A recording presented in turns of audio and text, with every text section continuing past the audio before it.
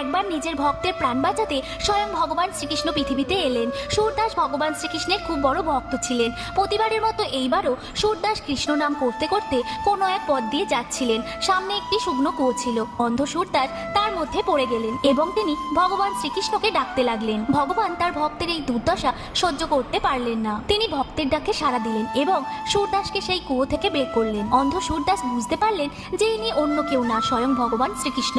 এরপরে ভগবান শ্রীকৃষ্ণের দিকে যখনই সুরদাস হাত বাড়ালেন, তিনি ধীরে ধীরে সুরদাসের হাত ছেড়ে সরে যেতে লাগলেন। তখন সুরদাস বললেন, আমাকে দুর্বল ভেবে তুমি আমার হাত ছেড়ে দূরে চলে গেলেও কিন্তু তুমি আমার ভক্তি ভরা মন থেকে কখনো দূরে থাকতে পারবে না। লোককথা অনুযায়ী কৃষ্ণ যখন সুরদাসের সাথে প্রথম দেখা করেছিলেন তখনই সুরদাসের দৃষ্টি ফিরিয়ে দিয়েছিলেন, কিন্তু সুরদাস তখন বলেছিলেন, আমার এই দৃষ্টি তুমি ফিরিয়ে নাও, কারণ আমি তোমাকে ছাড়া আর অন্য কাউকে আমার এই চোখ দিয়ে দেখতে চাই না। তাই ভগবানের যারা ভক্ত হবে কমেন্টে অবশ্যই জয় শ্রীকৃষ্ণ